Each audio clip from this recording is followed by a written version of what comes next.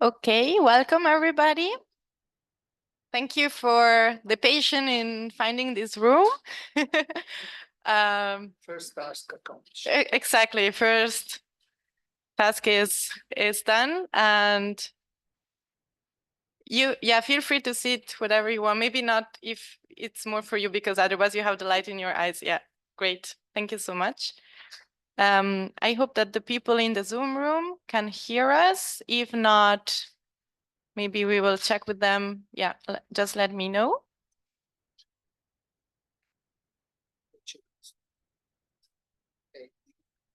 Great, thank you so much. All right, welcome again, everybody, both online and in person. And thank you so much for joining this parallel session about nuclear disarmament, not just a political choice, but a path for collective awareness. This session has been organized by the coordinators of the Working Group on Peace, Common Security and Nuclear Disarmament, Rete Italiana Pace Disarmo, and the International Peace Bureau. For those that are not familiar with our organizations, I'll say just a couple of words. Rete Italiana Pace Disarmo, in English, Italian Peace and Disarmament Network, is a quite young organization, which is the product of the unification of two historical bodies of the Italian peace and disarmament movement. The Peace Network, that was founded in 2014, and the Italian Disarmament Network, founded in 2004. Its purpose is to create peace together, starting from the union of our forces and common goals by strengthening the collective work for peace and obviously disarmament. Welcome, everybody. Thanks for joining. The International Peace Bureau is one of the oldest international organizations in the peace movement. IPB was founded in 1891, and its aim since then has been to build a global peace network. Nowadays, we count more than 300 organizational members in 17 countries, and our mission is summarized by our motto, Disarmament for Sustainable Development, for a world without war. Today is a special day, not only because we have the pleasure and the honor to be part of this C7 summit and to have this conversation about nuclear disarmament, but also because today is the final day of the Global Days of Action on Military Spending, GDAMS, which are the core of one of our most important campaign, the Global Campaign on Military Spending, where Rete Italiana Pace Disarmo obviously plays also a fundamental role, together with many, many other partners. The main goal of the campaign is to raise awareness and change the discourse regarding military spending in order to achieve major reduction on military expenditures all around the world and eventually total disarmament. As you might have seen from our banners, maybe in the entrance in the lobby, the latest CPRI's report states that the total global military expenditure reached 2.44 trillion in 2023. An increase of 6.8% in real terms from 2022. Moreover, in its report, Wasted 2022 Global Nuclear Weapons Spending, the international campaign to abolish nuclear weapons, ICAN, shows that in 2022, the year of the Russian invasion of Ukraine, 9 nuclear-armed states spent 82.9 billion of their nuclear weapons, more than 157,000 per minute. So just to give you maybe a little insight. An overall increase of 2.5 billion from 2021. Well, those are the figures. We are all aware of the numbers, and it should seem obvious that weapons in general, and especially nuclear weapons, are not the solution we need to achieve peace. We tried this path already, and we sadly witnessed that not only did it not work, but it actually made things worse. Nevertheless, whenever we talk about nuclear disarmament, we are the ones that are taken for either fools or naive, and we are told about how important it is to have nuclear weapons in order to counterbalance other states that have them. What we really need to fight is the normalization of the use of violence. We are losing our empathy and capacity for searching for alternatives, and that's the greatest danger we are facing as humanity. We need to start from teaching the humanitarian impact that nuclear weapons have and from showing that we do have alternatives for violence. That's why we put peace education as one of the recommendations in our final communique. And that's why it's so important that we have this parallel session about how we can educate and build this collective awareness around the topic of nuclear disarmament. Our brilliant speakers will now tell us more about educating and informing on nuclear disarmament, the role of young people, and what are the first steps we can take towards real nuclear disarmament. So without further ado, I'd like to introduce our first speaker, which is Alessia Trama. Yeah. She's policy and research coordinator at Senza Atomica, the Italian campaign on nuclear disarmament and peace education. She directs and coordinates research on the TPNW, coordinates advocacy efforts for Senza Atomica to gathering awareness, understanding and support among institutions and the academic and scientific community. She will give us a brief presentation about educating and informing on nuclear disarmament. Thank you so much for being here with us, and the floor is yours. Thank you, everyone. Thank you, Emily, and thank you all of viewers on Zoom. I don't know where to look, so forgive me. And thank you, Francesco and Yuta, for doing this together. And as Emily said, I'm from Senza Atomica, that is this Italian campaign that basically the main goal is to raise awareness to the citizens of Italy on the nuclear threats, and for really the goal is for people to reject the paradox of security based on nuclear weapons, and to really, in a way, demand that we have the right to live in a world without nuclear weapons. And in doing so, I think that the main thing is to empower people, as nuclear weapons issues.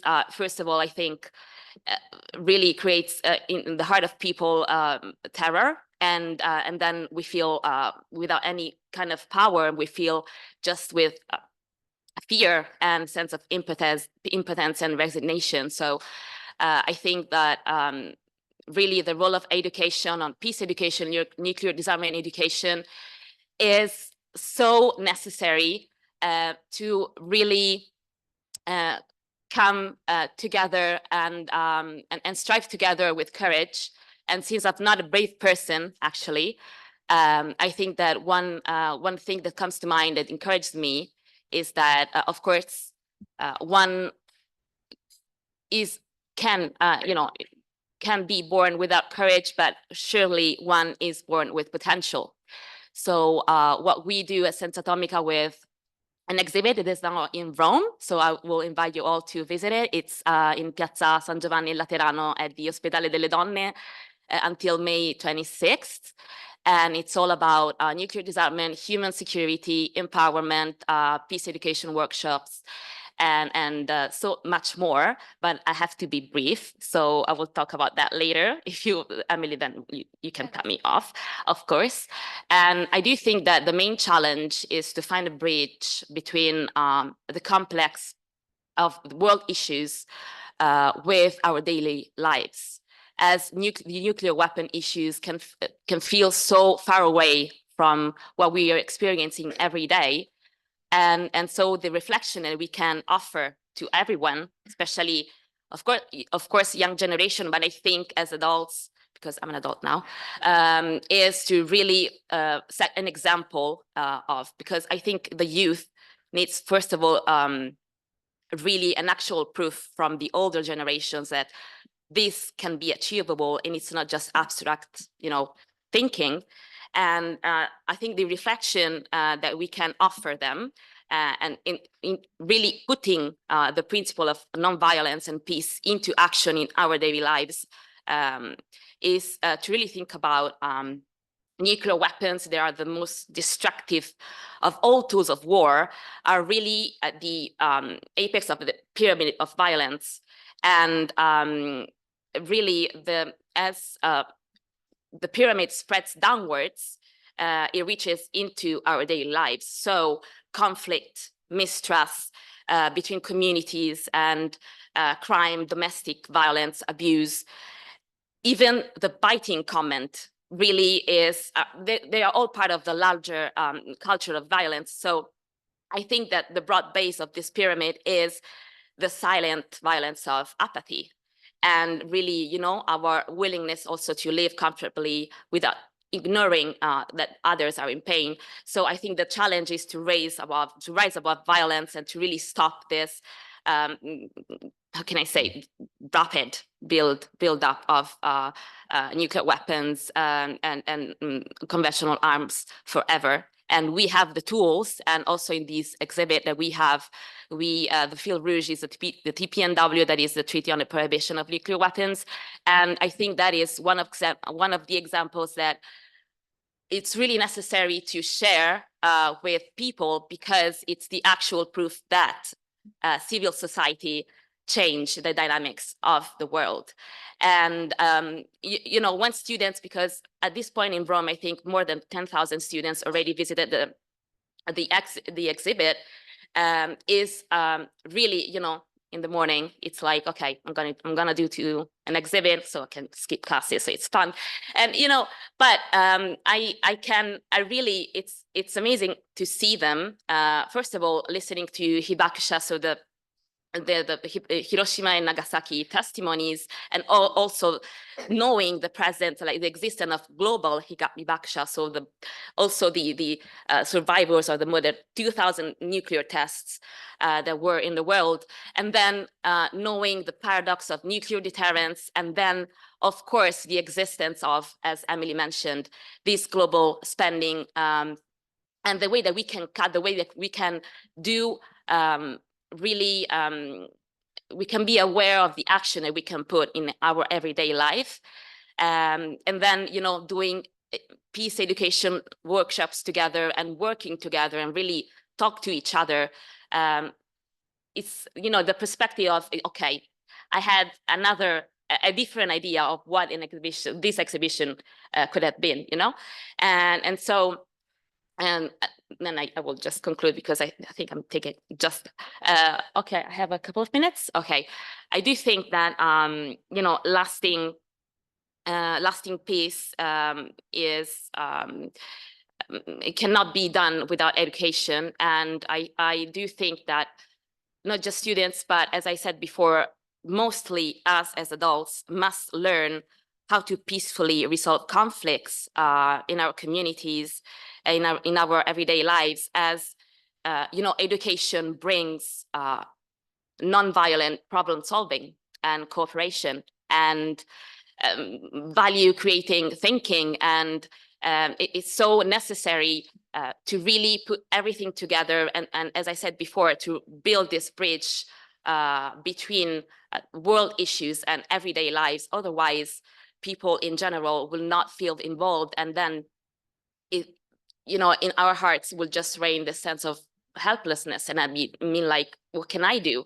And the thing is, like, the secret that is not a secret is that we don't need any superpowers to change the world. Like, we, as we are, with our passions, like, everyone can contribute to really the positive change of society without changing. You cannot, like, we don't have to be somewhere else. You know, sometimes, as you know, before also knowing Senza Atomica, I was 18 when I first visited one of the exhibition organized by Senza Atomica.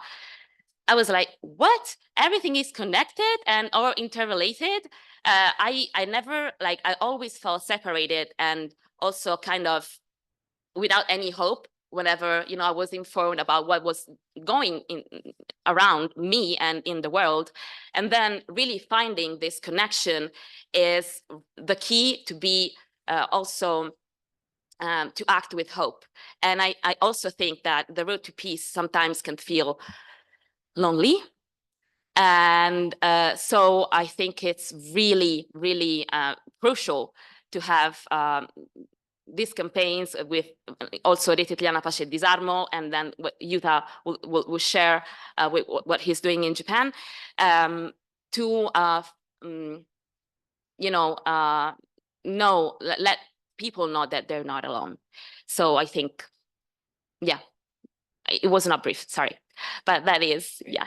Yeah. Thank you, Emily. Thank you so much. It was great. Thank you. Yeah, we will have at the end of the presentations the Q&A session. So if you have questions, feel free to write them down and keep them for later. Same for our online participants. You can always use the chat and we will try to answer all the questions at the end. Now I would like to turn the floor to Yuta. Yuta Takashi. Takashi is the representative director of Association Katawara. Katawara means by your side for nuclear abolition. I think the name is beautiful. He was studying political science at the University of Keio. With his passion for Japan's nuclear disarmament and non-proliferation policy, he promotes dialogue between policymakers and citizens through various meetings and G7 Hiroshima Summit in 2023. He is former president of No Nukes Tokyo Youth Group. Yuta was born in Hiroshima, Japan in 2000. He encountered many hibakusha atomic bomb survivors, which motivated him to promote the global awareness of the humanitarian impact of any use of nuclear weapons. His team has held online hibakusha testimony sessions since 2020. He will now talk about the role of young people in the pathway to banning nuclear weapons. Thank you so much for coming all the way Yeah, to Rome and welcome. thank you. Buongiorno and ciao. Konnichiwa. My name is Yuta Takahashi. Hi, hello everyone, and thank you for the nice introduction. Maybe Takahashi is a very difficult pronunciation for the Italians, but this is a traditional last name in Japan. Thank you for joining us, and thank you so much for coordination of our session, Francesco-san and Emily-san, Sean-san, Miriam-san, IPB teams, and very good panelists, Alicia-san, and all. My name is Yuta from Association Katawara in Japan. As a partner of ICANN, also as a representative of civil society in Japan here. Well, last year, G7 summit was held in my hometown, Hiroshima. I think it was insignificant that leaders confirmed that their commitment to the world without nuclear weapons. But problems remain, I think. In the G7 leaders' Hiroshima vision on nuclear disarmament, the word responsibility appeared 6 times. First, Russians' irresponsible nuclear rhetoric is dangerous. And the second, the G7 states that through a responsible approach, a world without nuclear weapons will be achieved. Immediately preceding this, it states that nuclear weapons have a role in deterring war and for responsible approach. We have to consider, I think, needless to say, Russian invasion is illegal, but is in the Hiroshima vision determination to use nuclear weapons if necessary for defensive purposes? If so, is the use of nuclear weapons a responsible action? At present, there is no explanation of such perspective by the G7 states. There is also no reference to NPT Article 6 of the nuclear disarmament. What is the true responsibility of the G7? I would like you all to think about it. Nuclear deterrence is a weakness, I think. The first target are not the nuclear weapon states, but those who depend on nuclear weapons. For example, Japan and South Korea and the other country, maybe including Italy. and so on. If nuclear deterrence fails, what we will do? It was declared at the Oslo conference in 2013 that the use of nuclear weapons cannot be unmanageable, I think. In Japan, arms control and disarmament are issues that only a few experts talk about. Many of them are often dominated by elderly men, I think. Association Katawara promotes an initiative from local government to abolish nuclear weapons in Japan. Many of local assembly members said nuclear weapons are a matter of national exclusion, national problem or national issues. Is that true? I don't think so. In Japan, nuclear weapons were secretly introduced into Okinawa Prefecture and Yokosuka City in Kanagawa Prefecture, both of which were under US administrations. On one occasion, an operation error caused the nuclear warhead fall into the sea in Okinawa. In Okinawa, new base is currently under construction. Let me see.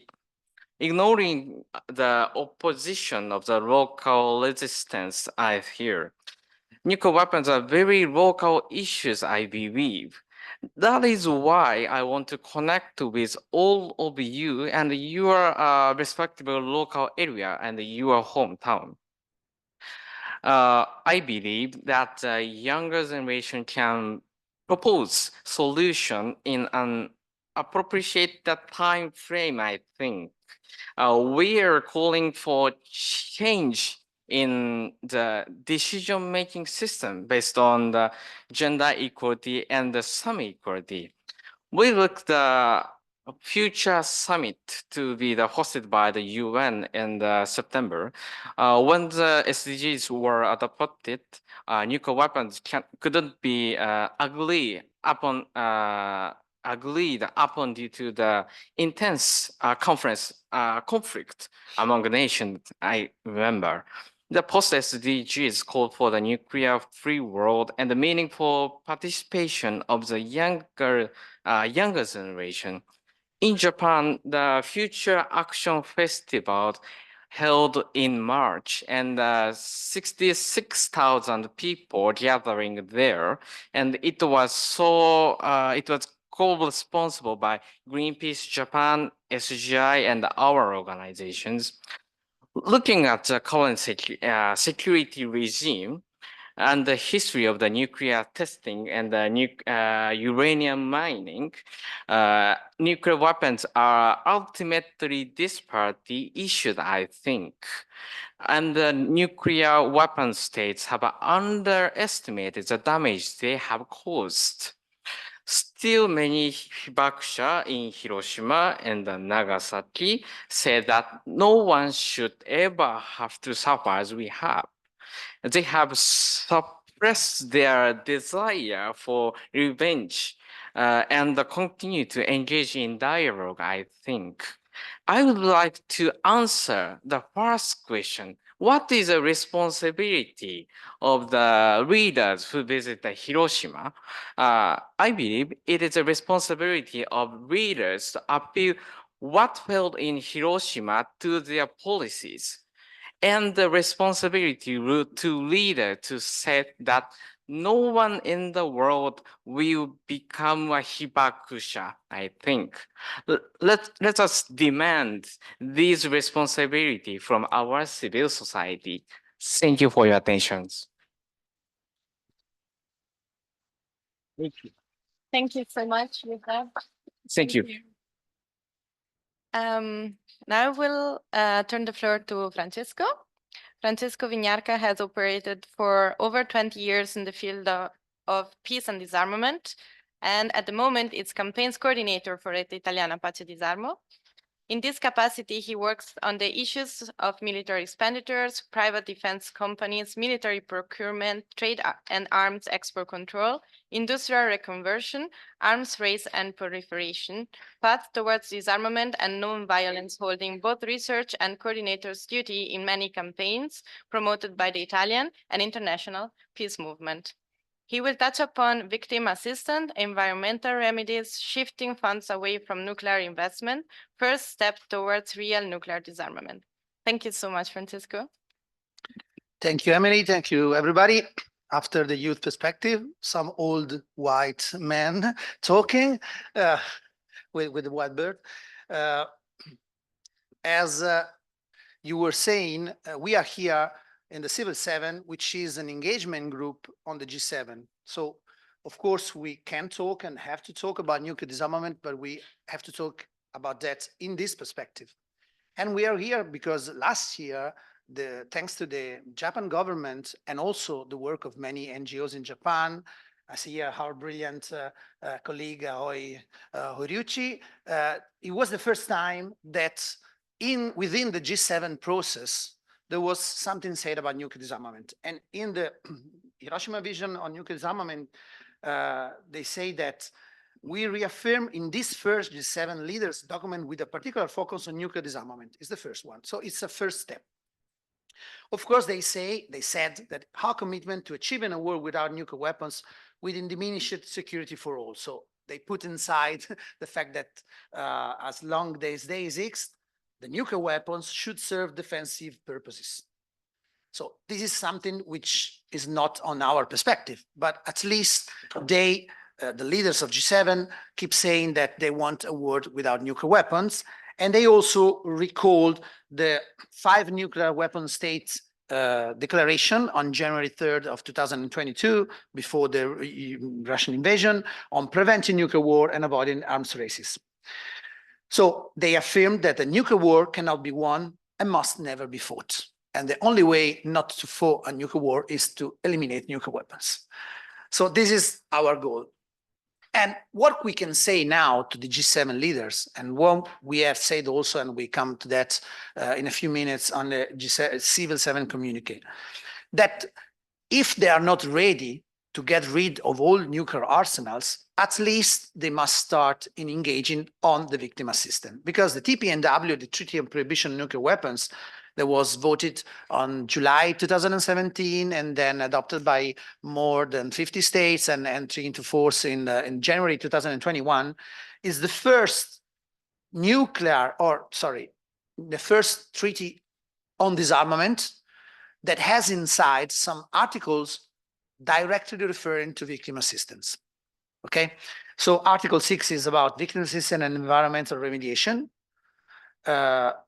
I quote from the first line: each state party shall, with respect to individuals under his jurisdiction who are affected by the use or testing of nuclear weapons, in accordance with the IHL, provide their social and economic inclusion and rehabilitation. It's a novelty, it's something new. And Article 7 says that there must be international cooperation and assistance on that. So what we can ask to the G7 leaders and the G7 countries is to engage in these 2 articles.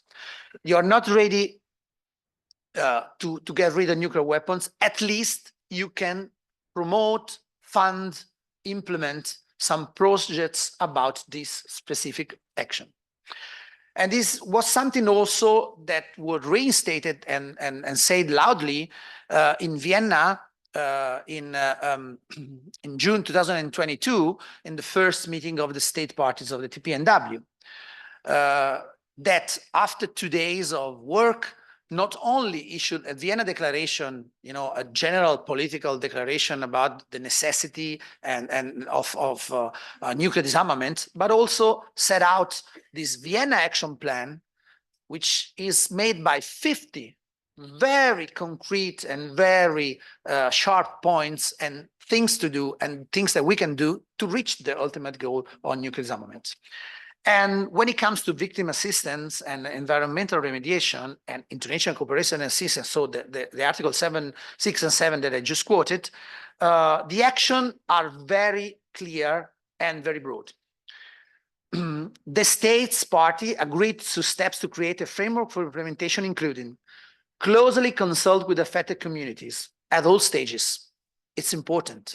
It's not anymore a matter of international relation and foreign policy. It's something that is directly linked to affected communities. Establish a focal point responsible for this work, ensuring the principle of accessibility, inclusivity, non-discrimination, and transparency on this. So they had agreed to proactively on this. And examining also how to establish an international trust fund to fund this work, okay? We have a lot of money spent for military expenditure and a lot of money spent on arsenals, on nuclear arsenal. This money could be spent with more effective results on victims and in general on nuclear disarmament if they can fund this international trust fund. And the states that consider themselves affected by nuclear weapons, not only Japan, in which the two atomic bombs, was delivered on Hiroshima and Nagasaki, but also all the countries that were affected by the more than 2,000 nuclear tests that has been made since 1945. I think about Marshall Island, I think the French Polynesia, Australia, Algeria, Kazakhstan, and even the US, because, in some part of the US and the Navajo communities in New Mexico and in other US parts, they have to start reviewing the impacts of nuclear weapons in their country and develop a national plan to begin helping those impacted. So these can be action that must not be taken only by the state parties, but also by other states, like also the G7 states. They can do that, even if they're not getting rid of the arsenal. And of course, that's something that can be made by all of us, with the inclusion of civil society, and of course, particularly affected communities in this. I stress, like a final thing that I want to say, that this is quite new, and it's a different way to see nuclear disarmament, because gives us and gives also the states that are not nuclear powers to do something. It gives you something to do. It's not only asking to the G7 or the nuclear states leaders to do something and wait. While we wait and while we keep asking them to get rid of nuclear weapons, we can engage in this kind of process. We can ask our governments to engage in this kind of process. We can ask public and private funding to be sent towards this trust fund. And this is a way to do something concrete on nuclear weapons. And we ask that to our governments, and also in the policy recommendation on the working group that we have this here on the Civil 7 process, which, in some way took over the work of the last year working group, which was only on nuclear disarmament, and expanded it also on common security and peace. But on the nuclear disarmament issue, we asked three things to the G7 leaders: to reaffirm the G7 position that the use or threat of nuclear weapons is unacceptable, and it is something also that was stated in the G20 environment.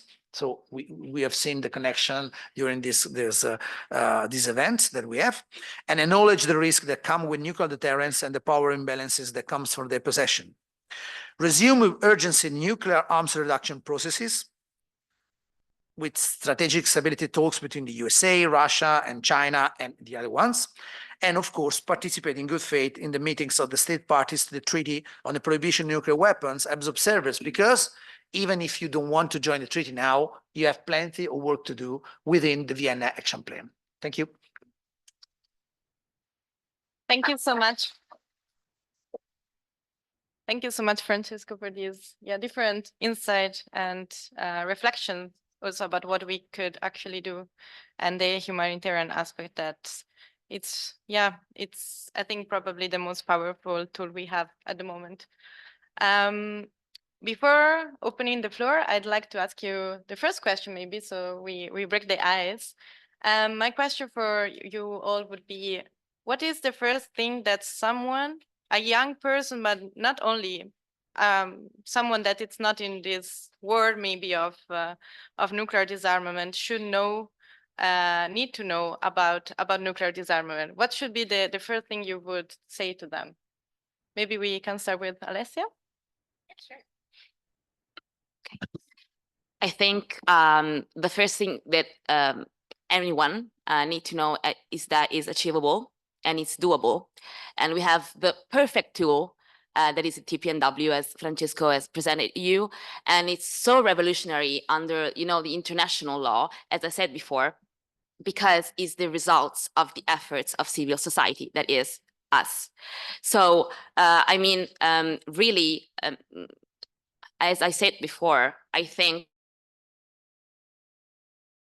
the youth really actual proof, because we don't need to feel I don't know, like to just add abstract things that then can, you can leave a meeting that seems so powerful, and then you're like, okay, but I'm so confused, I actually don't know what to do and what can I do. But with the existence of the TPNW, first of all, we can also encourage, as Francesco has said, our government in Italy just also to participate as a state observer at the MSPs, that is the TPNW MSP, that are the meetings of states parties of the TPNW, and just really engage into, as the communique said, to invest in peace education. That is so much the key. And yeah, and I think also not to, I think maybe, okay, it's not a word, but maybe it's a sentence, is that, human beings that really gave birth to nuclear weapons, so it cannot be beyond human wisdom to eliminate them. It's just that. So I think I would say that. Thank you so much. Yuta, you want? Yeah. Okay, thank you. I want you to know about the consequence of the use of nuclear weapons through the, of course, Hiroshima, Nagasaki, and the 2000 testing around the world, I think. This is because the consequence of the use of nuclear weapons have been underestimated by the nuclear weapon state, I think. The damage caused by an atomic bomb consists of the three elements, while the US reports heat, blast, and radiation. However, the latest Nagasaki University studies mention the fourth type of damage, fire, that is fire damage, fire while wind. A fire covered wind comes at you faster than a car. Some Nagasaki survivors of the atomic bomb see that the way in after the bombing in Nagasaki. It is important to investigate and investigate and recognize the reality of the nuclear damage, I think. And the one more. Japan also ruled the Korean Peninsula as while in war. That is why about 1,040,000 people died in Hiroshima by the end of 1945. But this one, about 30,000 of whom were from the Korean Peninsula. However, the extent of the Korean A-bomb survivor is not well known even in Hiroshima or Japan, nor is there any assistance for A-bomb survivors who returned to the Korean Peninsula after the bombing and after the war. It can be said the US has intentionally downplayed the issue of the atomic bomb in order to prevent it from the spreading so Korea and the North Korea, I think. The same appreciate to the damage caused by nuclear testing and around the world. Thank you, Jutta. Yeah. No. So my answer, Alessia stole my answer because I wanted to say that it's doable, but I can add something about that. It's not only doable and reachable because we are dreamers, but because we already done that. At the end of the Cold War, there were more than 70,000 weapons and warheads, nuclear warheads. And now we are at 12,000, 13,000, more or less. So it means that we already have had disarmament, nuclear disarmament. We, as a mankind, were able to, take weapons and reduce them to something that is not more weaponizable. So that is important because when even the leader says that, oh, we dream about nuclear disarmament, but it's impossible, will be forever be the same. No, it's not like the sun or the earth revolving around the sun or something like that. It's not something that is in the natural laws.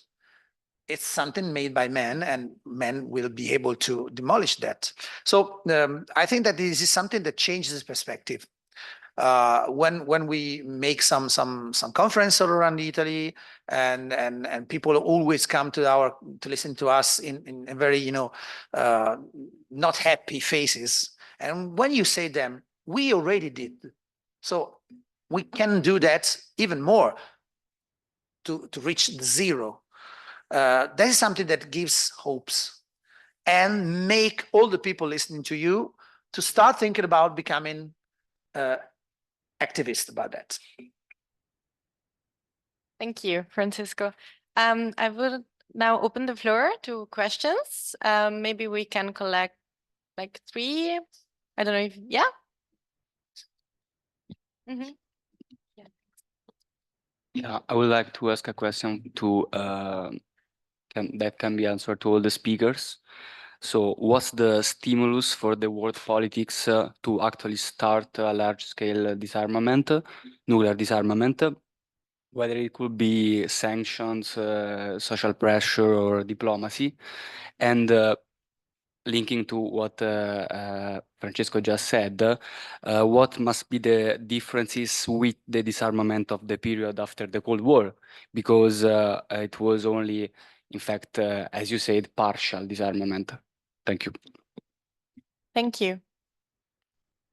Yeah, please go ahead. Hi, thank you so much. My question is, I observed that I think one of the biggest challenge is fair share of information among the intelligences of the governments if we want to implement this nuclear disarmament across the world.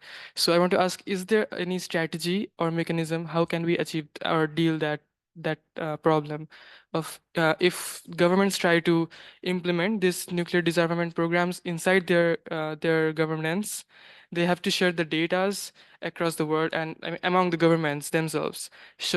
But on the other hand, there will be some challenges for that because intelligences work like not to share the data. So there is a big challenge about that.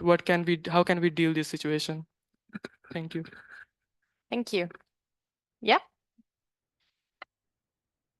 Thanks for the amazing speech. And I wanted to ask, first of all, what conditions do you think should be met to obtain these results, so nuclear disarmament? And should one country start and the other follow in a chain effect? Or what do you think the possible scenario could be?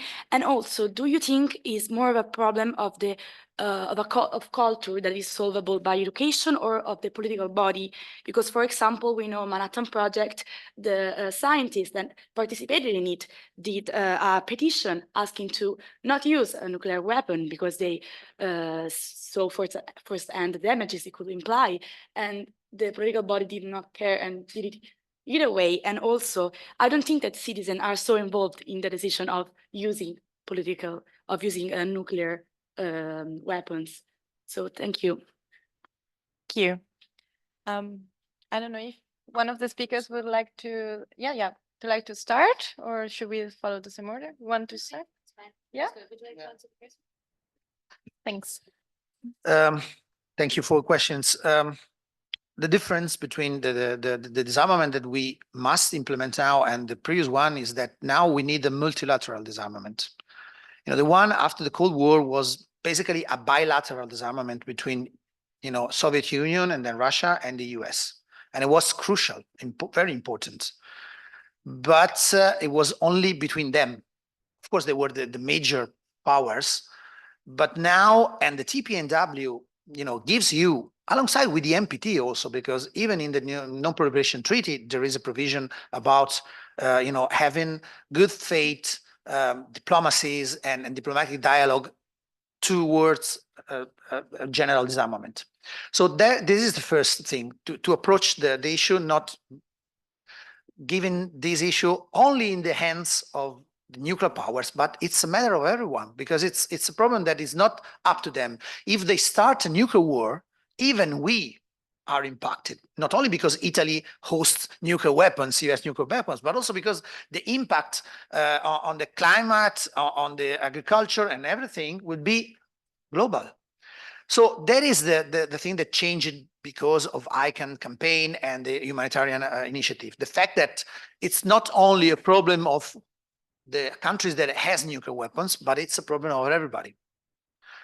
And that has changed a lot, and still is doing, and already is doing, some impact, because funds, pension funds and banks are divesting money from the nuclear weapons production, because there is the TPNW now.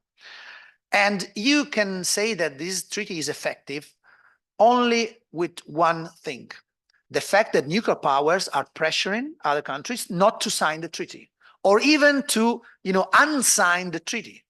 And if you have some international note that is not effective, nobody cares about that. If they care about the TPNW and they want the TPNW to be, you know, diminished in this impact, of course, it means that it works. And if you approach this in a multilateral perspective, then of course you reduce the problem of information, because then information is shared.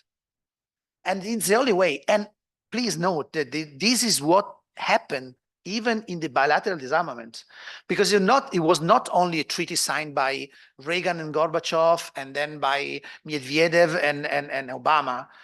The treaty, of course, was at the political level, but then there was technical bodies that implemented that, exchange of controls, information sharing. So of course, if you want to reach disarmament, the information sharing is important. And maybe I'd leave to Alessia the answer regarding, you know, what we can do also the information layer. But of course, information is crucial.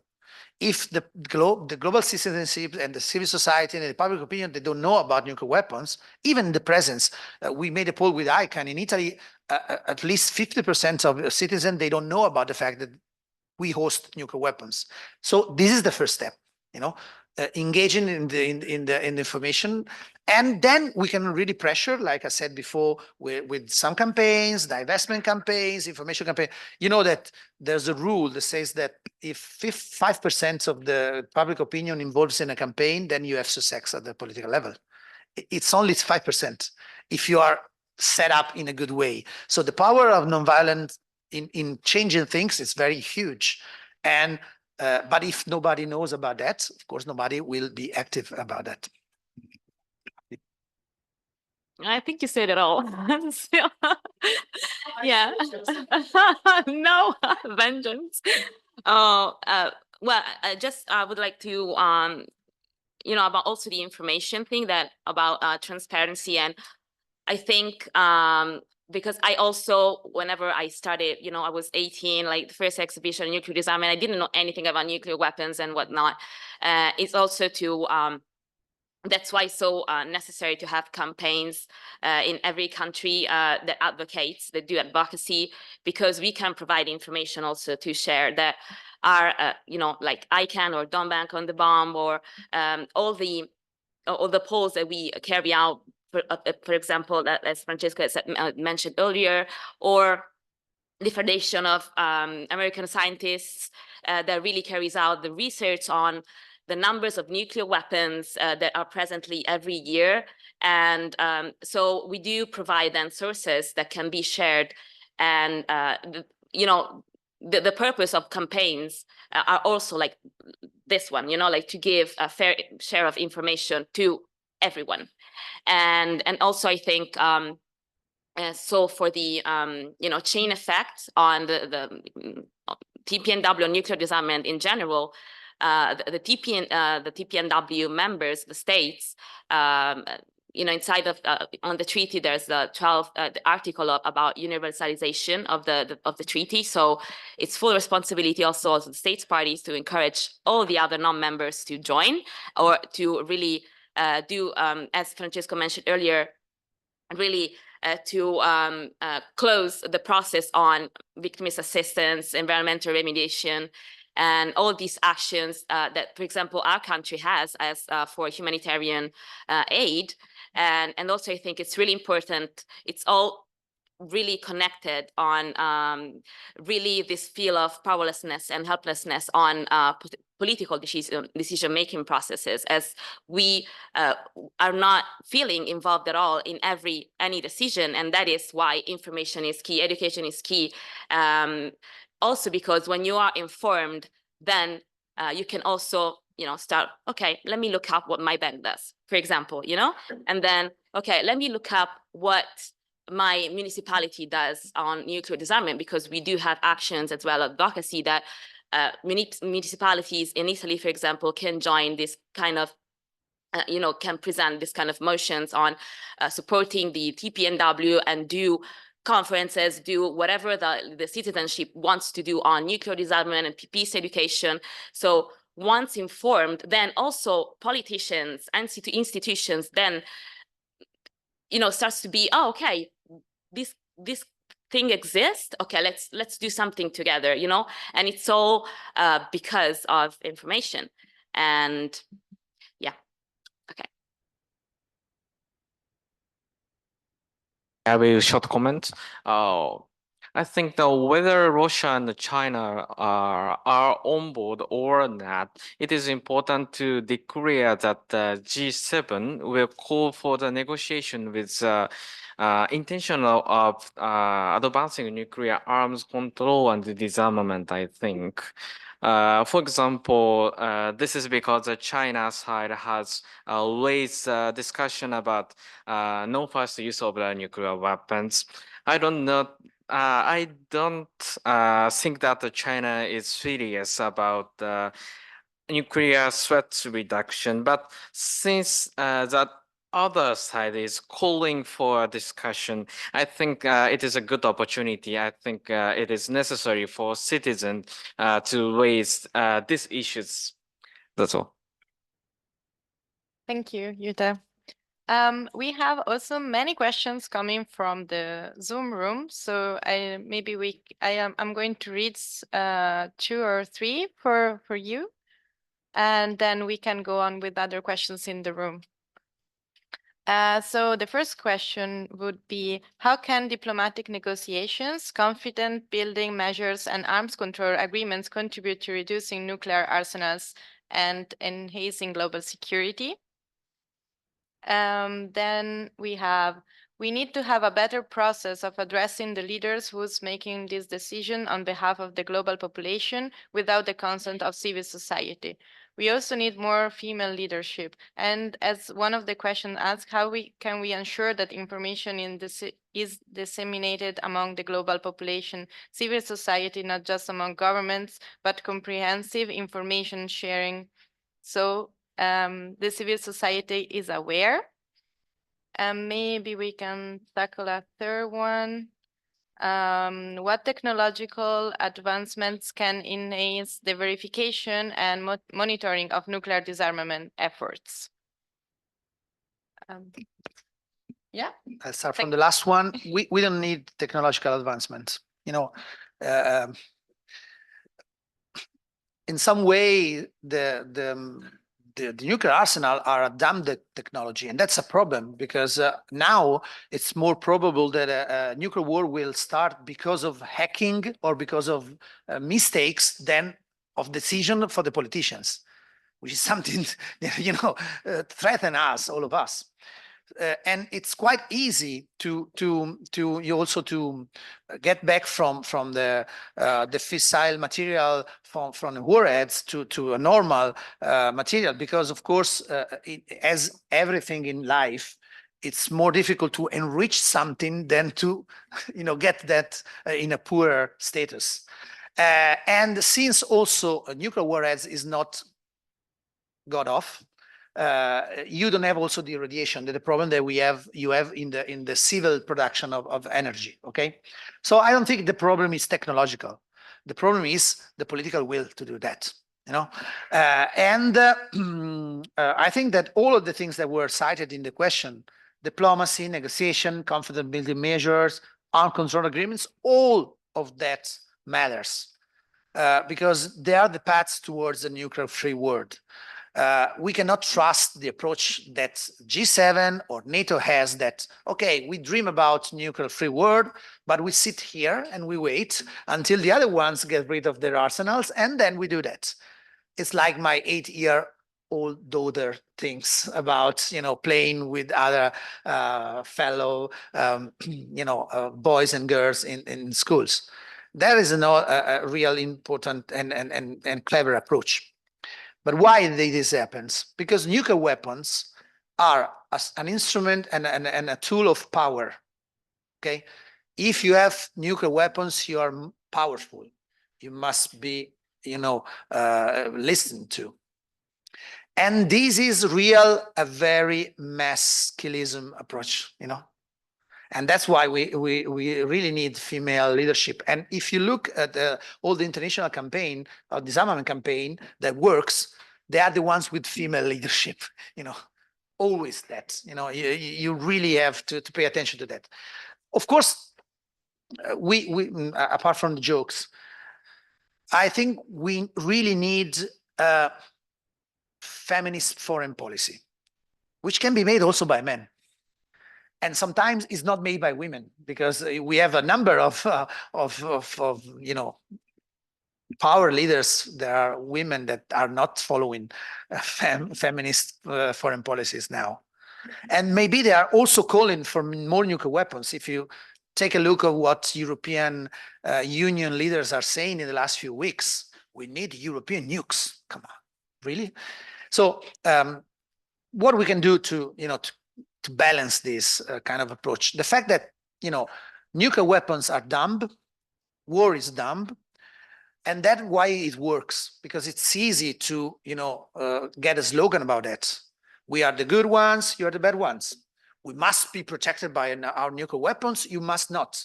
But if someone says that it's powerful because of nuclear weapons, that other ones want nuclear weapons because they want to be powerful as well. So this is the key point. Our kind of information and education is not easy to provide. We need exhibitions, we need panels, we need books, we need a lot of information flowing to make people think about that and think about the fact that with nuclear weapons, you're not safe, and that deterrence is a myth.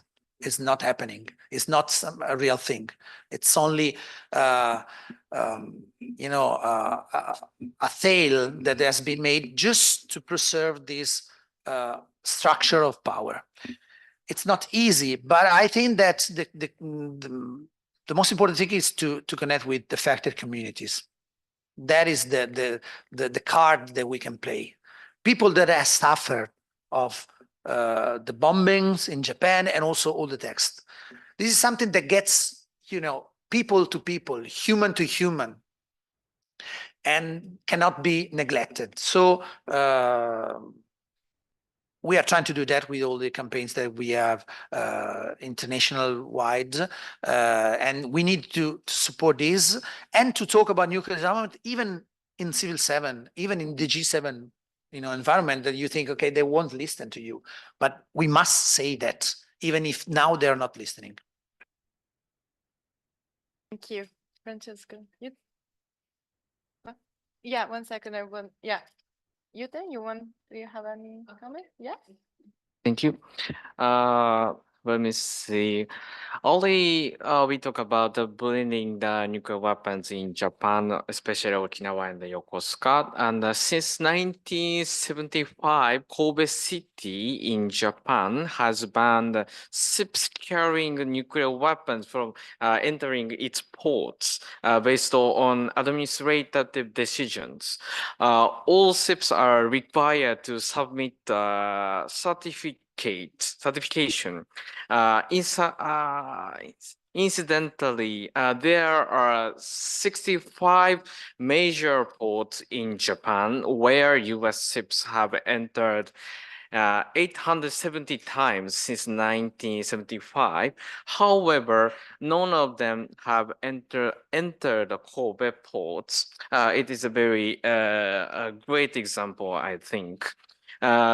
These have continued to the present day because civil society has support and protect the initiative of local governments. It is important to seek a declaration of intent from registers. I think the governor, of course, governors and the local government and the diet member and the diplomat members. How do you intend to address these issues? We asked. We transmit to our consistent what policymakers have said on our websites every time. I believe that when citizens ask questions to the department member or diet members, policymakers begin to think about the nuclear disarmament and how nuclear disarmament is successful. I think that's all. You, Yuta. I want to comment? Yeah, just quickly, thank you both Thomas, Francesco, and Yuta. I think that first of all, about the dissemination of information, I think we all need to find our own creative ways to do so, as for example, Senza Atomica in exhibit, and then also, you know, like without any shame, I will just promote what we're doing right now in Rome. And so on Sunday as well at the Auditorium Parco della Musica, we will host an event that is called Senza Atomica Revolution Talks, where we gather 1,000 youth talking about nuclear disarmament and intersectionality. And it's all about arts, culture, education, and peace. So I think that on really, I think youth is just the key of change on anything, and to really talk about issues right now, you know, like whatever you're passionate about, then use it on, not even, you know, you're talking about nuclear disarmament, but it can be linked to anything. And also, I mean, there's really creative way of linked. They're not creative because they're, you know, I don't know what I'm saying, but still, you know, like nuclear disarmament and the SDGs have, there are amazing researchers about that too. And so it's all about in what way we want to spread those information, and it really can be creative. It doesn't have to be past military boring. It can be whatever, like linked really to whatever a concert. Like really, it's all about what we're really passionate about.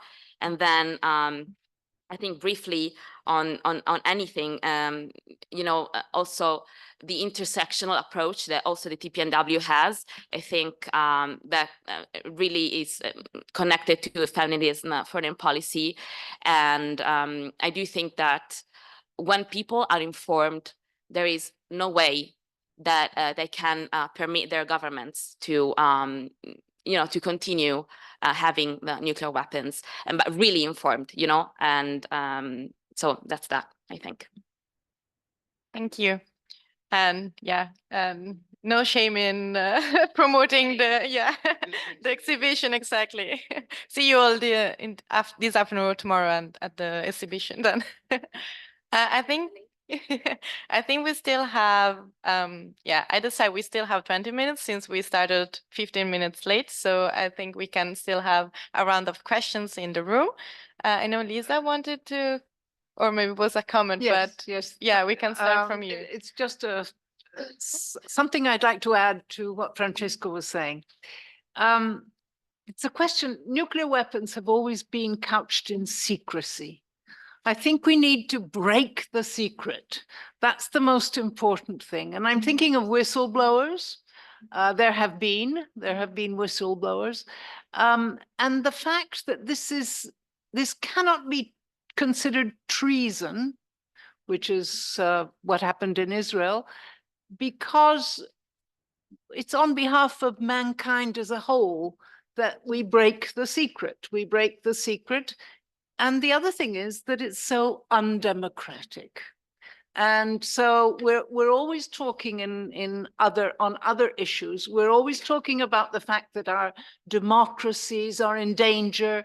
They're being threatened by governments that don't want to be put to the test in front of public opinion and the people. And yet we don't say that about nuclear weapons. I think that is a way we should be going. So this is part of the information, of informing people. People have a right to be informed, and that's up to us, I think. And as Alessia just said, the minute somebody is really informed in an accurate way and listens to my friend Seiko Ikeda-san, a hibakusha, they cannot but be on the side of eliminating all the nuclear weapons, starting with our own, if we happen to be from a nuclear weapon state. Lisa. Yes, please go on. Greetings to everyone. My name is Gokul and I'm a student of global governance at the University of Rome Tor Vergata. When we speak about nuclear deterrence and nuclear disarmament, I feel that we need to go back to the problem where it started during the Cold War, and it was the NPT. And as Mr. Francesco mentioned, that we need to talk to the G7 leaders about giving up nuclear weapons. But don't you think the major issue was the monopoly that the major five powers held in the NPT? So just a simple question. The first question would be that, don't you think the G7 leaders, in giving up nuclear weapons, the first thing they should do is to give up their privilege on the NPT? Second question would be, as some of the points regarding information dissemination and, biological warfare and everything. My question is, how can we, even if we achieve nuclear deterrence, how can we deal with the uncertainty of human behavior? And, you can talk about catastrophic miscalculations or anything. We can take the example of I think it was few years back that in Malaysian Airlines it was killed by a missile. It was by and we don't know whether it was the Ukrainians or the Russians. So how do we deal with this, and how do we answer these ethical questions in terms of risk assessment and and deal with legal frameworks? And just a last comment, as mentioned by the previous speaker about whistleblowers, I think we can talk all about, I think Edward Snowden would be a good example, even though not related to nuclear weapons, but he's still living in Russia. So even if we deal with whistleblowers, I'm sorry, I'm not trying to be pessimistic, but I don't see hope. I'm sorry, when we talk about nuclear disarmament, because when you've got countries with nuclear weapons, when you see threats by leaders like in North Korea, whether it's Iran, it's very difficult to give up them, and that's how leaders use. That's what populism and nationalism is used. That's how they used to win elections at the end of the day. So, thank you. Thank you for your questions. I think we can collect one more, maybe. Yeah, or two. You too. Yeah. Okay. Yeah. Yes, also my question added to my colleagues, because as a youth, it's kind of shame that I'm not really optimistic about this nuclear disarmament, because there are some dictators in the Middle East that they sacrifice the living standards of their citizen to access nuclear weapons, and this is more important than them. So sanctions, I don't know, use of force of, I don't know if US wanted to use force of, they do this disarmament, not going to work up to the point that they are still ruling this country. So even though it's stated that it's doable and achievable, I don't see that it's going to happen so soon. So I would be more clear up maybe, or reconsider this thought if if the speakers give me like a solution or the things that they could done to make it more realistic way. Thank you. Thank you. Yeah. Thanks for all speakers. As Francesco mentioned in the beginning, the nuclear disarmament was for the first time was on the agenda by civil societies, partly because the G7 summit was held in Hiroshima last year, and the Japanese government was keen to promote the nuclear disarmament. However, the civil societies in Japan and also from around the world last year was quite disappointed about the outcome document of the G7 leaders communique and also the related document and also the Shibakusha or atomic bomb survivors. So what we as a civil society we should do is that keep this agenda move forward like this year and also the coming presidency like in 2025 by Canadian presidency and also keep conversation, keep this momentum together. As Alicia mentioned that we have a strong campaign all around the world here in Italy and also in all over the world. And Francesco is doing the diplomatic efforts and also making policy recommendations. We have, as a Japanese civil society, we have the most, our strongest weapons. I mean, the hibakushas, atomic survivors. I'd like to highlight that Yuta was actually last year in Hiroshima, last week, he had a conversation with atomic bomb survivors organizations because he's coming from Hiroshima to Rome to convey their feelings and their opinions from Hiroshima, from Japan to Rome. To continue these discussions. So I'd like to ask Yuta if you can mention some of the stories that you heard from them. Thanks. Thank you so much. I think we have enough question to close then the session. I don't know if you want to start, maybe Francesco? So I understand why you are not so hopeful about that, because it's difficult. We are not here to tell you some easy story about the fact, okay, we snap the fingers and everything is solved. But it is life. You have to learn that. Everything you want to reach, every project you have, even your graduation, it's not something that happens from, overnight. You must study, work, have disappointments, maybe have problems, and then you reach something. Whenever you are not, so hopeful, or whenever you feel very low, I suggest you to read or even better, listen to the speech that Setsuko Thurlov gave on the 10th of December 2017 when ICANN got his Nobel Prize for Peace. And the whole speech is about hope, about the fact that she was under the wreckage of her school on the 6th of August in 1945. And there was a voice telling her, keep moving, move you, fight. And just following that voice, she was able to reach out and leave. And she said, after more than 70 years, finally, we have an international norm that is saying that nuclear weapons are out of law. Always has been the same. If you take Marty McFly time machine and get back to the 18th century in Tuscany, when Lisa comes from and Alfio comes from, the first nation abolishing death penalty was the Grand Duchy of Tuscany. And everybody saying, no, it's impossible, that you're dreamers. A whole lot of other countries have death penalty. If you get back to late 19th century Brazil or Russia, the last two nations abolishing slavery and grand slavery. Come on, if you get back and say slavery will be abolished, no, it's impossible. Of course, it's something that you have to dream about and then obtain, and it never is accomplished because, of course, then you have the human nature.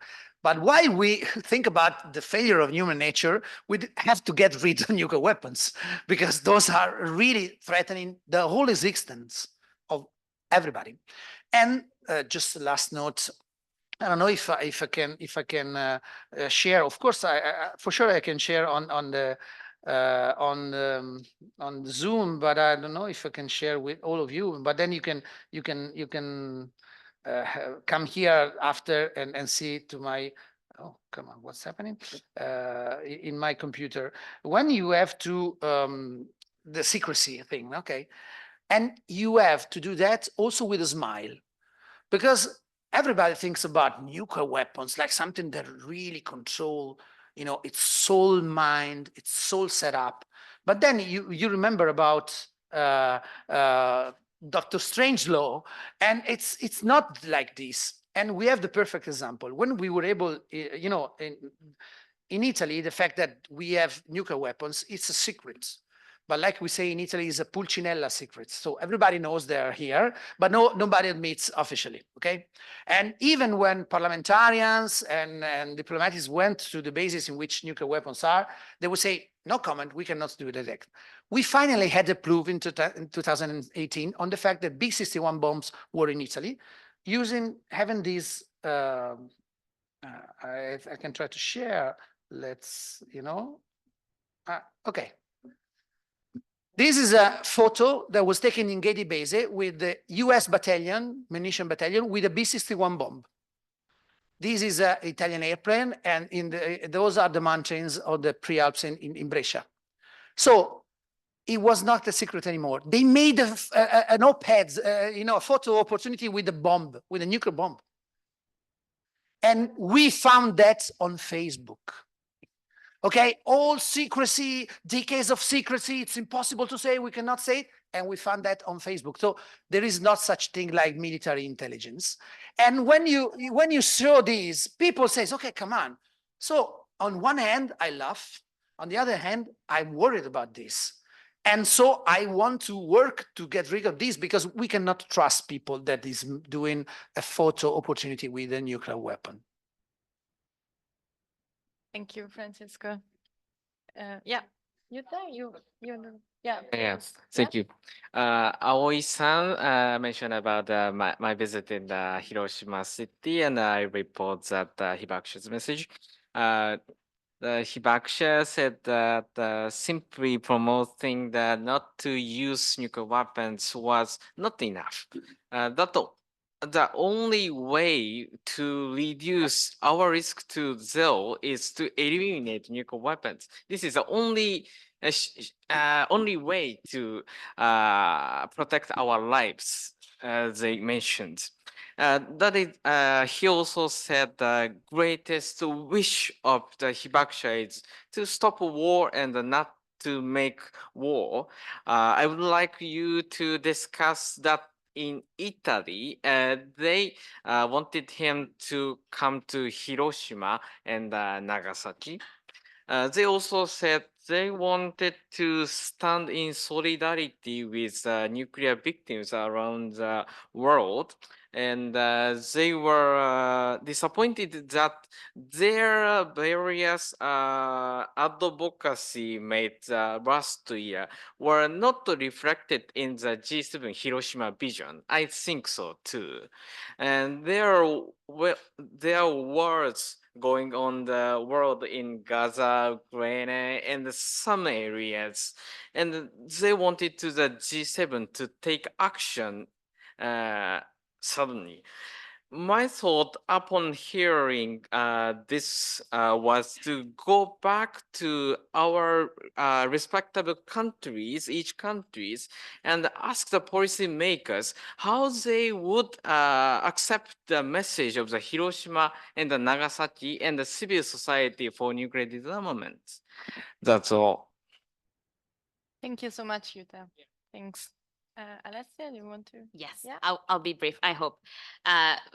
So first of all, you cannot imagine how many times I felt completely, first of all, useless, because young women that talks with institutions or any, in any multilateral environment whatsoever, I feel like this little, I don't know, and thanks to really, seniors that have experience, seniors, yeah, Francesco, Lisa, and others, it's I'm sorry, but it's like, the fight is hard, you guys. It's hard, and it's like Francesco said, peace is really a constant. It's a constant. It seems like a paradox, but it's a constant battle and between really resignation and hope. It's always like this, and I would like to share like some reflections that I made, and also like one of my dearest friends made about nuclear weapons and nuclear deterrence. And it's like, you know, imagine, or I hope that you've never ever experienced something like this, but whenever you find yourself in a toxic, abusive relationship, it's like you're constantly live under the threat from your partner, and you need to do something in order to feel not to be, you know, not to be dead, basically. So you live in constant fear every day, every second of your life, and you cannot feel safe whatsoever. And this is exactly the dynamic of the very existence of nuclear weapons, because nuclear weapons threaten the existence of any human being any second. And so I refuse. I think it really, as I said earlier, it's so hard to be brave because, you know, it's not easy. And I always really find myself with lack of self-confidence and be like an imposter syndrome and be like, what am I even doing right now? But that is precisely the feeling that we need to really fight against with hope, with engaging with friends, with someone, with anyone. And I would like to share the experience that Betty Williams, I don't know if you have ever heard about her. It was a Nobel Peace Prize. Now she's not with us anymore, thanks to her efforts in the civil war in Ireland. And one time she shared this episode in which she had to catch a flight. She was at the airport, she had to catch a flight, and then basically out of nowhere, she saw a person that was, you know, how do you say, hanging this kind of big card with nuclear weapons are just, like, I support nuclear weapons. And so she stopped and she began to talk to that person. She missed her flight, but she didn't care. Like, I mean, she stopped and talked to that person for hours, you guys. And I was like listening to her like speech. Like, I mean, sometimes I feel so hopeless then whenever another person share their views that I do not agree with. I'm like, it will be impossible for me to dialogue with them. And that is precisely the fight that we need to carry out, like every day of our life, to build, like, to switch this kind of culture of violence into a culture of peace. So eventually that person joined the peace movement and became an activist. Can you imagine? Because he was like so touched about a person giving the attention and respecting, you know, their own views. And so I do think also in concrete action and answers that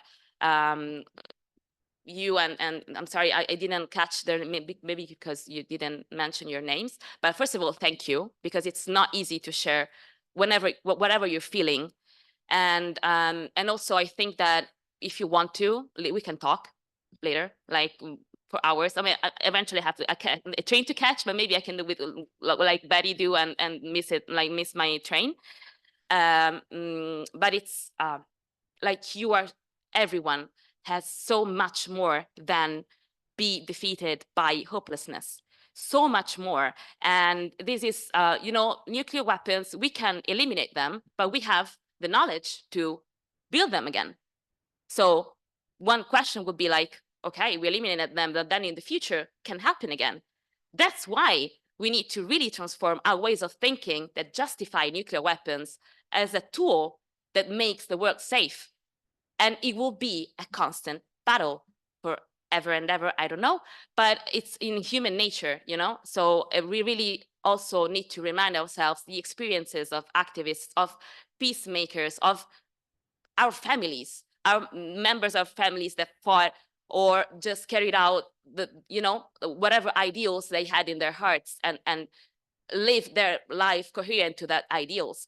whatever you feel like empowered to, just follow that, and it will be a constant reminder. That's why it's so important not to fight our own battles alone, because we need to remind ourselves that really it's much more than my own fear, you know?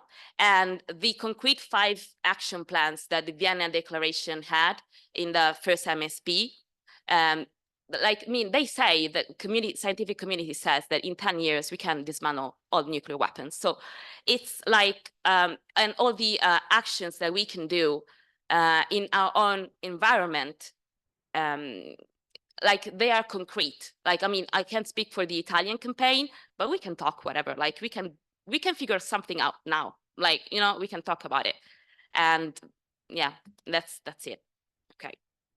Thank you, Alessia. Thank you so much. I know we are running a little bit late already. So I know there were other questions. Maybe we can address them after we close. I'm sorry. I just would like to ask the speakers if they have any final remarks, and then yeah, we can close. Yuto? Okay. Okay. Thank you for joining us today. I think many people have worked for the abolition of nuclear weapons, I think. And that is why we are here today. Example, the number of people who have worked for nuclear abolition has greatly decreased since the Cold War and after the war. And most of them were ordinary citizens, I think. In Japan, the call for nuclear abolition spread in 1945 after the bikini accident, when women gathering at the community center and collected signature over 3 million signatures for a half of years is very great, I think. We are part of the member of the nuclear abolition movement. And in Japan, more than 30 NGOs launched a joint campaign for the Japan's joining the nuclear ban treaty until 2013. We are standing on the right side of the history, I think. Let's be part of the movement to eliminate nuclear weapons, and let's go for it, and we can change the world, I think. That's all. Thank you so much. And I think Francesco and Alessia said already exactly. That was my feeling. I just want to thank you all for being here with us, and obviously our speakers. And I do hope that we gave you hope and something to fight for. And as Alessia said, it's not easy to have courage, but I mean, it's our planet, it's our future. And I'm so glad to see so many young people, honestly, in the whole summit. It's amazing. So yeah, let's work together to build a more peaceful world. And thank you so much. See you later. Yeah.